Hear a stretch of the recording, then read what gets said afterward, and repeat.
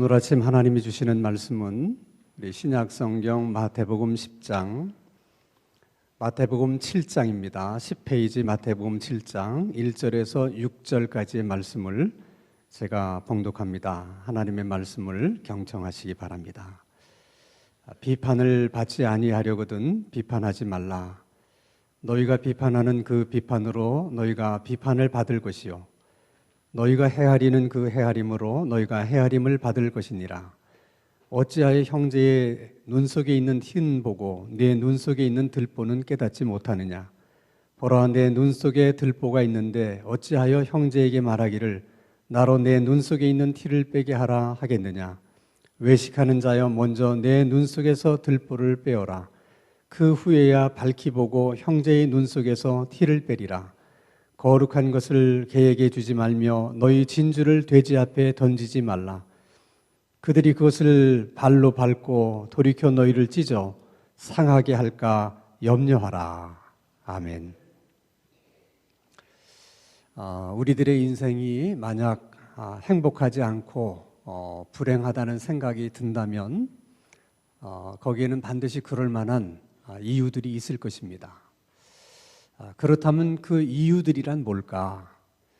그 이유들이라고 하는 것을 다른 말로 하면 삶의 문제들입니다. 삶의 문제는 있는데 답이 없거나 또 그 문제를 어떻게 풀어야 될지 방법을 모르게 되면 그 방법을 찾을 때까지는 행복할 수 없고 또 그 답을 찾을 때까지는 행복할 수가 없는 것입니다. 그런데 우리 예수님은 요한복음 10장 10절에서 내가 이 세상에 온 것은 양으로 생명을 얻게 하고 더 풍성히 얻게 하려 함이라, 그렇게 말씀하십니다. 우리식으로 얘기하면 우리들의 삶을 행복하게 해 주시기 위해서 오셨다는 거예요. 그래서 예수님의 공생의 3년은 모두가 다 우리의 행복을 위해서 예수님께서 사역하신 일들입니다. 십자가를 포함해서 환자를 치료하신 일이나 또 귀신을 쫓아내는 일이나 또 시간만 되면 많은 사람들에게 말씀을 가르친 그 모든 일들이 다 우리의 행복을 위해서 하신 일들이에요. 그래서 예수님께서 가르치신 그 말씀들은 그냥 보통 사람들이 그냥 가르치는 그런 가르침이 아니라 우리가 인생을 살아가면서 만나게 될 여러 가지 문제들이 무엇인가에 대한 말씀을 하신 것이고, 그리고 그 말씀에 대한 답을 주신 거예요. 그래서 우리가 인생을 살다가 풀리지 않는 문제를 만나게 되면 제일 먼저 할 일이 답이 되시는 예수님을 우리가 찾아가야 되는 거예요. 그분에게 답이 있어요. 그래서 그 예수님에게 기도하고 그리고 예수님의 말씀을 다시 찾아서 읽어야 됩니다. 예수님께서 하신 말씀 가운데 다 답이 들어있거든요. 그래서 예수님의 말씀을 다시 찾아서 읽다 보면 이제 은혜가 되는 말씀이 있죠. 또 깨달음이 오는 말씀이 있습니다. 그러면 그 말씀을 내 삶 속에 적용을 시켜야 돼요. 이게 이 말씀이로구나. 바로 내 문제가 이런 문제였구나. 아는 것도 중요하지만은 그 깨달음이 곧 답이 아니라 그 깨달음을 내 삶 속에 그대로 적용을 시킬 때, 그때 비로소 주님의 말씀이 답이 되는 것입니다. 예를 들면 지금 우리나라에서는 65세 이상 되신 분들은 독감 예방주사를 나라에서 무료로 놔줘요. 그러니까 보건소를 가든 가까운 병원에 가면 독감 예방주사를 그냥 맞을 수 있습니다. 이걸 아는 사람도 있고 모르는 사람도 있을 수 있을 거예요. 그러나 내가 그 사실을 알았다 하더라도 내가 보건소에 가서 주사를 맞지 않으면 나라가 주는 혜택은 나하고는 아무 상관이 없는 것입니다. 무료라고 하는 것을 아는 것과 내가 가서 직접 주사를 맞는 것은 그것은 다른 문제예요. 이처럼 하나님의 말씀이 또 주님의 말씀이 우리 인생의 문제에 답으로 하신 말씀이라 할지라도 그것을 내 삶 속에 적용하기 전까지는 그 말씀이 답이 될 수 없다는 것입니다.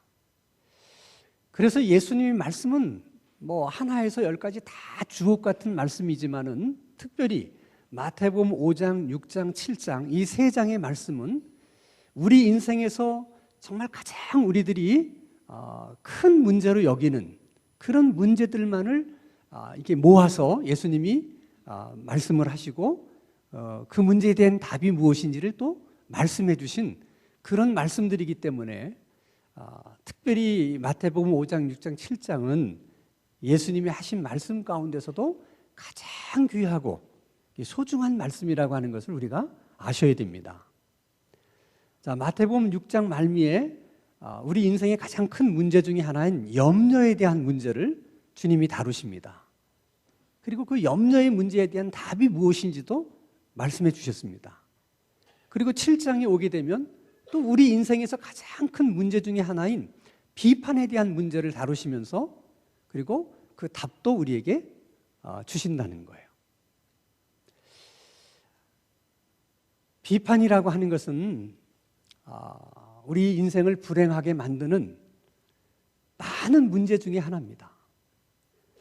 우리들이 다 한 번쯤은 경험해서 아는 일이지만은 누가 나를 비판하게 되면 그 비판하는 말이 틀린 말이 하나도 없고 다 맞는 말이라고 하더라도 그 비판을 듣는 내 입장에서는 기분이 별로 좋지가 않아요. 그건 누구나 다 마찬가지입니다. 자, 그러면 여러분, 내가 이렇게 비판을 들었을 때 기분이 안 좋다면 나도 다른 사람을 비판하면 안 되는 거잖아요. 나는 다른 사람에게 비판을 받으면 그렇게 기분이 나쁘고 속상한데 그러면서도 나는 또 다른 사람들을 쉽게 비판하고 있거든요. 그게 우리 인생의 문제라는 거예요. 예수님은 우리들에게 이렇게 말씀하십니다. 무엇이든지 남에게 대접을 받고자 하는 대로 너희도 남을 대접해라. 이것이 인간관계의 가장 기본적인 원리고 또 행복한 관계의 가장 기초적인 원리입니다. 근데 우리는 이런 가장 기본적인 원리를 우리는 너무 쉽게 무시하면서 사는 거예요. 도대체 왜 그러는 걸까? 도대체 문제는 어디에 있는 걸까? 사실 여러분, 비판이라고 하는 것은 옳고 그름의 문제를 검증해서 그걸 평가하고 지적하는 거거든요. 그래서 비판이라고 하는 것은 사실 부정적인 면도 없지는 않지만은 사실 긍정적인 면이 훨씬 더 큽니다. 훨씬 더 많아요. 그러니까 비판 없이는 절대로 잘못을 고치지 않습니다. 잘못을 고칠 수 있는 것은 끊임없는 비판이 있기 때문에 잘못을 고칠 수 있는 거예요. 개인이든 집단이든 나라든 이 건강한 비판, 건전한 비판이 있어야만 변화도 있고 또 바뀌는 일도 있고 그리고 나라의 개인의 발전이 있는 거예요. 아니 그런데 왜 이렇게 비판에 좋은 면이 많이 있는데 예수님은 비판하지 말라 이렇게 말씀하시는 것일까? 그래서 사실 우리 성경에는 비판이라고 이렇게 번역이 되어 있습니다만은 원래 그 헬라어 언어 성경에 보면 비판이라고도 번역할 수는 있어요. 근데 그 비판이라고 하는 번역 외에도 비난하다 또는 비방하다 또 그런 의미도 있습니다. 그렇기 때문에 이 비판하다라고 하는 이 번역은 비판이라고 하는 말보다는 판단하다라는 번역이 더 원문에 가까운 번역이라고 생각이 들어요. 왜냐하면 비판이라고 하는 것은 어느 정도 객관적인 것이거든요. 근데 판단은 굉장히 주관적인 거예요. 판단이라고 하는 것은 내 생각의 기준을 가지고 옳고 그름을 판단하는 것입니다. 그럴 때 본인 생각은 항상 옳다 하는 걸 전제해요. 내 생각이 옳기 때문에 내가 다른 사람을 판단할 수 있다고 생각하는 거예요. 그래서 모든 판단은 어쩔 수 없이 다른 사람을 정죄하는 그런 모습을 띌 수밖에 없습니다. 아무리 그렇게 하지 않으려고 해도 넌 잘못한 거야. 그런 얘기가 돼요. 그래서 여러분 바리새인 경우를 보십시오. 바리새인들은 자기들이 의로운 자라고 생각했기 때문에 자기하고 다른 사람들은 다 정죄합니다. 그래서 예수님의 제자들이 뭐 손 씻지 않고 밥을 먹으면 그걸 지적하죠. 그거 다 잘못했다고 얘기하는 거예요. 안식일 날 밀 이삭을 잘라 먹은 걸 가지고 또 지적합니다. 그들이 지적하는 건 다 일종의 정죄하는 거예요. 너 그러면 안 돼. 네가 하는 행위는 지금 잘못된 거야. 그렇게 말하는 것입니다. 자, 문제는 여러분, 뭐 판단이라고 하는 것은 개인의 뭐 자유에 속한 영역이니까 뭐 본인이 뭐 판단하면 할 수 있는 거겠죠. 그러나 중요한 것은 그 판단이라고 하는 것이 정말 항상 옳을 수 있냐는 거예요. 내 생각이 항상 옳을 수 있겠냐는 거예요. 그렇지 않습니다. 나는 내 생각이 항상 옳다고 생각하지만은 내 생각이라고 하는 것도 결국은 지나온 내 삶의 경험과 내가 또 뭐 배운 지식과 이런 것이 다 어우러져서 내 나름대로의 어떤 편견을 형성하게 돼요. 그래서 내가 뭘 본다고 하는 것은 나에게 축적된 어떤 그 편견의 시각을 가지고 보는 거예요. 그래서 사람들마다 보는 관점이 다 다를 수 있는 거죠. 그런데 우리는 그런 생각을 하지 않고 내가 보는 것은 이게 편견이 아니고 아주 객관적인 기준인 것처럼 생각한다는 거죠. 그런 마음이 있기 때문에 판단을 쉽게 하는 거예요. 또 상대방의 그 문제가 도대체 그 사람이 어떤 상황 속에서 그런 일을 했는지, 도대체 어떤 그 환경 속에서 그런 일을 했는지 우리는 100% 몰라요.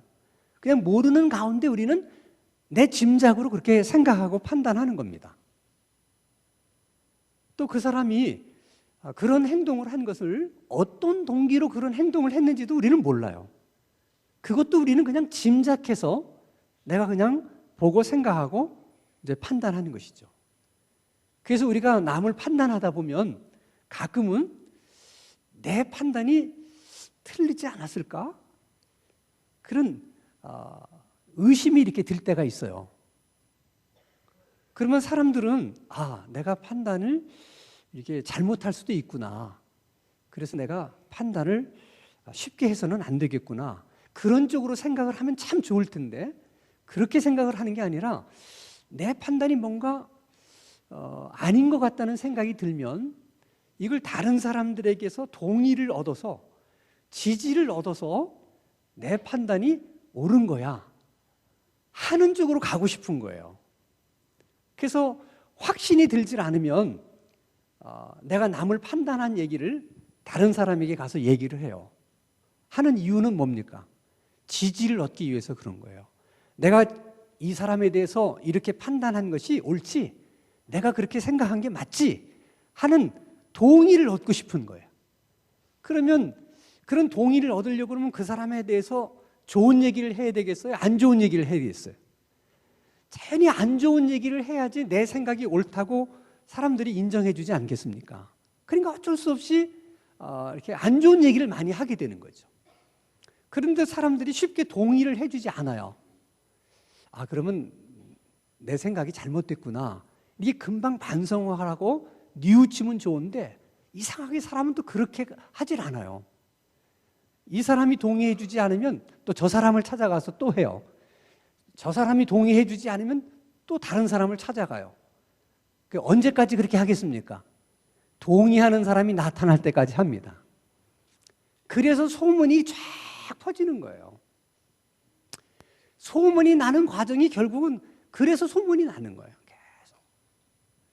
근데 문제는 그랬다는 사실을 상대방이 알면 그분은 기분이 좋겠어요? 안 좋겠어요? 절대 기분이 좋을 리가 없습니다. 그러면 이 사람이 저 사람을 그렇게 판단한 것처럼 저 사람도 이 사람을 좋게 판단할 수가 없는 거죠. 그러니까 다른 사람들에게 또 안 좋게 얘기를 하는 거예요. 그러면 두 사람 사이가 행복할 수 있을까요? 절대로 행복할 수 없어요. 불행해지는 겁니다. 그래서 예수님이 뭐라고 말씀하시냐면 판단하지 말라. 너희가 판단하는 그 판단으로 너희도 똑같이 판단을 받을 것이요 너희가 헤아리는 그 헤아림으로 너희들이 똑같은 헤아림을 받을 것이다. 그렇게 말씀하시는 거예요. 그러면서 덧붙여서 오늘 마태복음 7장 3절에는 이렇게 말씀을 하세요. 같이 한번 읽겠습니다. 시작. 어찌하여 형제의 눈 속에 있는 티는 보고 내 눈 속에 있는 들보는 깨닫지 못하느냐. 이 말을 우리가 다르게 설명하면 그 판단의 문제는 상대방이 잘못했기 때문에 내가 판단하는 것이 아니라 사실은 그것이 내 문제이기 때문에 판단을 그렇게 한다는 거예요. 그것이 주님의 생각이세요. 우리는 생각합니다. 저 사람이 아무 잘못도 없는데 내가 왜 저 사람을 잘못됐다고 판단하겠습니까? 뭔가 잘못한 게 있을 겁니다. 주님이 뭐라고 말씀하시냐면 그래 있지. 전혀 없는 건 아니다. 티끌 만한 잘못이 있다. 그러나 네가 그 사람을 판단하는 것은 그 티끌 만한 잘못 때문이 아니라 너의 들보만큼 잘못한 너의 문제 때문에 그렇게 판단하는 거라는 거예요. 그러니까 여러분 모든 판단은 상대방의 문제가 아니고 누구의 문제냐? 나의 문제예요. 나의 문제예요. 그래서 예수님은 판단하고 싶을 때 항상 이것은 상대방의 문제가 아니고 내 문제구나 그렇게 생각하라는 거예요. 그것이 판단에 대한 주님의 생각이세요. 그리고 4절 말씀을 보면 이렇게 말씀을 하십니다. 한번 읽겠습니다. 시작. 보라 내 눈 속에 들보가 있는데 어찌하여 형제에게 말하기를 나로 내 눈 속에 있는 티를 빼게 하라 하겠느냐. 내게 들보가 있고 내 눈에 티가 있는데 그 말은 지금 판단의 문제는 네 문제가 아니고 내 문제인데 그걸 모르니까 자꾸 상대방 보고 고치라고 그러는 거야.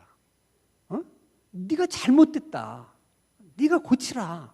고치면 된다. 근데 고쳐져요? 안 고쳐져요? 안 고쳐져요. 주님 말씀 그대로예요. 그 판단의 문제는 내 문제이기 때문에 나를 고쳐야지 저것도 고쳐질 가능성이 있지. 나를 고치지 않고 그 사람을 보고 계속 고치라고 그러면 안 고쳐진다는 거예요. 어떻게 네 속에 들보가 있는데 네 들보는 빼지 못하면서 남의 눈에 티를 자꾸 빼려고 그러느냐. 근데 우리는 그 일을 하고 있는 거예요. 계속 만나는 사람마다 당신은 이게 잘못됐어. 당신은 이게 문제야. 이걸 고쳐야 돼. 다 우리는 그러잖아요. 사람들 만나다. 근데 그게 다 사실은 누구의 문제라는 거예요. 나의 문제라는 거예요. 나의 문제다. 5절 말씀을 한번 보세요. 한번 같이 읽겠습니다. 시작. 외식하는 자여 먼저 내 눈 속에서 들보를 빼라. 그 후에야 밝히 보고 형제의 눈 속에서 티를 빼리라. 그러니까 판단이 이게 상대방의 문제가 아니고 내 문제라고 하는 사실을 언제 알게 되느냐면 우리 눈 속에 있는 들보가 빠져야지 그게 알게 되는 거예요. 그러니까 우리 눈 속에 들보가 있는 한은 항상 판단은 상대방의 문제다. 상대방이 문제가 있어서 내가 판단하는 것이다. 그렇게 계속 생각할 수밖에 없다는 거예요. 그 이유가 우리 안에 있는 들보 때문이에요. 그 들보라는 게 뭐냐? 결국은 내 생각이라는 것이 항상 객관적으로 옳을 수 있는 생각이 아니다. 나도 다 내 나름대로의 편견을 가지고 판단하는 것이고 생각하는 것이라고 하는 사실을 인지하는 것. 저 사람이 저런 행동을 했을 때 어떤 환경, 어떤 상황 속에서 그렇게 했는지를 나는 전혀 알지 못하는 가운데서 내가 저 사람을 판단한다는 것. 저 사람이 무슨 동기를 그랬는지를 내가 하나도 알지 못하면서 그냥 내 입장에서 내가 판단한다는 것. 이런 것들이 들보라는 거예요. 근데 그런 것들을 내가 깨닫는 순간 이 들보를 빼내게 되면 그것은 상대방의 문제가 아니고 내 문제구나 하는 것을 이제 알게 된다는 것입니다. 예를 들어서 우리가 이제 예배가 끝나고 이제 식당에 가서 이제 식사를 합니다. 저도 늘 가서 이제 식사를 해보면 밥도 그렇고 반찬도 그렇고 항상 그 맛이 똑같을 수가 없어요. 어떤 날은 밥이 맛있는 날이 있는가 하면 또 예전처럼 밥맛이 좀 없는 날도 있고 또 반찬도 마찬가지잖아요. 자, 어느 날 반찬을 먹는데 너무 짜요. 그때 사람들이 가장 쉽게 보이는 반응은 뭡니까? 이렇게 반찬이 짜. 먹을 수가 없어. 이렇게 얘기를 합니다. 자, 그렇게 말하는 그 판단은 어디에서 나온 거예요? 이게 누구의 문제라는 겁니까? 예, 음식을 만든 사람의 문제라는 거예요. 자기도 모르게 그렇게 판단해버린 거죠. 저 사람들이 음식을 잘못 만들어서 이렇게 짜고 그래서 내가 이것을 먹기가 힘들다. 그러니까 누가 고쳐야 돼요? 저쪽이 고쳐야 되는 거죠. 그게 판단이라는 거예요. 근데 그때도 주님께서 우리에게 하신 말씀처럼 판단은 상대방의 문제라기보다도 이것은 내 문제일 수 있다. 이렇게 생각하면 오늘 반찬은 왜 이렇게 내 입에 짤까? 내가 입맛이 바뀌었나? 아니면 내 오늘 몸의 컨디션이 좋지 않아서 그런가? 한 번쯤은 그렇게 생각해보고 김치를 물에다 씻어서 먹어보라는 거예요. 그러면 식당에 계신 분들이 가만히 보니까 오늘따라 유난히 김치를 물에 씻어 먹는 사람이 많어. 그럼 무슨 생각을 하겠어요?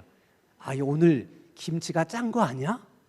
그러면 이제 대책을 논의하지 않겠습니까? 그러면 김치를 좀 더 싱겁게 해야 되겠다. 아니면 아니야.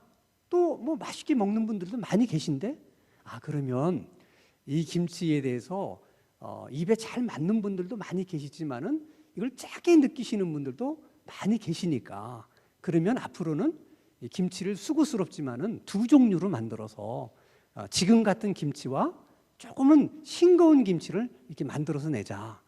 이것도 다 이렇게 판단하지 않고 상대를 배려하려고 하는 마음을 가질 때 하나님이 주시는 지혜예요. 그러면 서로가 행복할 수 있는 거야. 근데 만약에 여러분 그렇게 하지 않고 이렇게 반찬이 짜. 뭐 왜 이렇게 반찬을 이런 식으로 했어? 이런 식으로 판단을 하면 상대방은 어떻게 하겠습니까? 제가 잘못했습니다. 그러겠어요?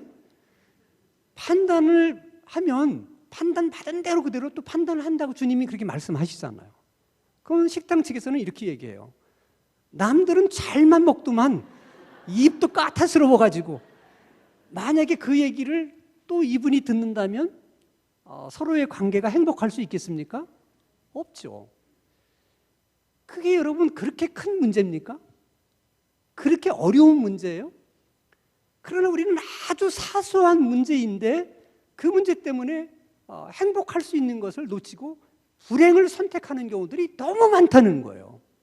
그리고 항상 우리는 이 불행이 다 남 때문에 그렇다고, 내가 이 식당 때문에 교회 오고 싶지가 않다고, 정말 그런 거냐는 거죠. 그렇지 않아요. 주님은 얼마나 우리가 타인에 대해서, 이웃에 대해서 배려하기를 원하시는지 몰라요. 그것이 이웃을 사랑하는 기본이기 때문에 그래요. 주님은 항상 하나님의 백성들이 타인에 대해서, 이웃에 대해서 항상 배려하는 마음을 갖기를 원하세요. 어느 정도냐? 오늘 마태복음 7장 6절을 보겠습니다. 한번 읽겠습니다. 시작. 거룩한 것을 개에게 주지 말며 너희 진주를 돼지 앞에 던지지 말라. 그들이 그것을 발로 밟고 돌이켜 너희를 찢어 상하게 할까 염려하라. 자, 진주라고 하는 거, 거룩한 것은 굉장히 귀한 것인데, 이런 귀한 것은 그 귀한 가치를 아는 사람에게 줘야지, 그 가치를 모르는 돼지나 개에게 주면 오히려 우리를 찢을 수도 있다. 그 말인즉슨 우리가 상대방에게 어떤 좋은 말을 해주고 싶을 때도 이게 상대방에게 정말 필요한 말이야. 꼭 해주고 싶어. 이 말을 들으면 굉장히 그 사람에게 도움이 될 것 같아.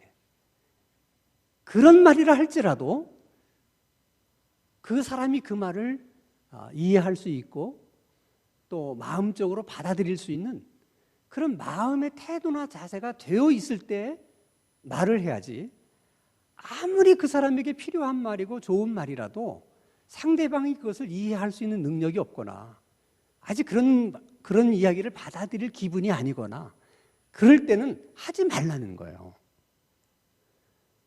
그런데 우리는 어떤 생각이 있느냐? 내가 한 말 중에 뭐 틀린 말이 있냐? 내가 다 너 잘 되라고 하는 말이지. 나도 이거 하고 싶은 말 아니야. 나도 이거 얼마나 어렵게 하는 말인 줄 알아? 그런데 네가 이렇게 나한테 이런 식으로 대하면 돼? 그래서 또 섭섭해하고 또 서운하다고 그러는 거예요. 그런 경우들이 여러분 얼마나 많은지 모릅니다. 어떤 교회를 다니는 여자 집사님이 어느 날 은혜를 받았어요. 은혜를 받고 보니까 그냥 기도만 하면 이렇게 눈물이 나. 그리고 하나님 앞에 정말 자기가 허물이 많은 여인이고 또 죄 많은 여자라는 생각이 자꾸 드는 거예요. 그럴수록 이제 마음은 편안해지면서 그렇게 눈물이 나니까 은혜가 되는 거예요. 그래서 하루는 남편에게 얘기를 했어요. 여보, 나는 나를 생각해 보니까 정말 허물 많고 할 줄 아는 것도 없고 정말 못난 그런 여자인 것 같아. 그랬더니 남편이 뭐라고 그랬겠어요? 야, 네가 그런 여자인 줄 인지 알았냐?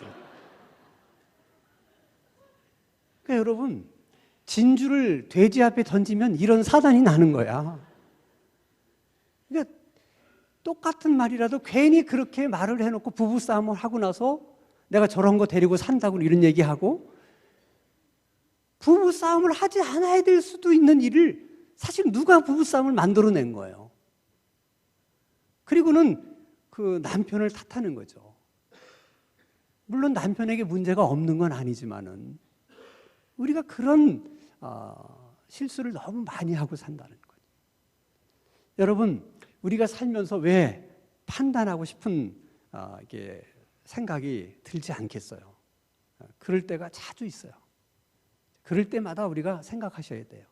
우리가 판단을 하면 할수록 주님이 우리에게 주신 행복의 자원들이 자꾸 이렇게 사라져요. 이상합니다. 그래서 아무리 주님으로부터 많은 행복의 자원을 내가 갖고 있다 하더라도 계속 판단하는 삶을 살면 어느 날 이 자원이 다 사라져 버려가지고 굉장히 곤고해져요. 불행해지는 거예요. 그러니까 정말 우리가 행복한 삶을 살기를 원한다면 판단하지 말라는 거예요. 그러니까 판단하고 싶을 때는 이 판단의 문제는 상대방의 문제가 아니고 내 문제다, 이렇게 생각을 하시고, 그저 가정에서도 그렇고 교회에서도 그렇고 절대 판단하지 말고 오히려 그럴 수도 있지, 이렇게 배려하는 말을 먼저 하실 수 있기를 바랍니다. 그래서 가정생활도 행복하고 또 우리 교회에 와서 신앙생활하는 것도 행복할 수 있는 우리 모든 성도님들이 되시기를 주님의 이름으로 축원합니다. 거룩하신 아버지 하나님, 우리가 누군가를 판단하려는 생각이 들 때마다 판단은 상대방의 문제가 아니라 나의 문제라고 생각할 수 있는 은혜를 베풀어 주옵소서. 서로 판단하려고 하기보다는 오히려 서로 배려하고 오히려 위로하려고 하는 그런 마음을 우리 마음 가운데 허락해 주옵소서. 가정에서도 그런 마음을 주시고 교회에서도 그런 마음을 주옵소서. 그래서 행복한 가정이 되게 하시고 행복한 신앙생활, 행복한 교회 생활 되게 하여 주시옵소서. 예수님 이름으로 기도하옵나이다. 아멘.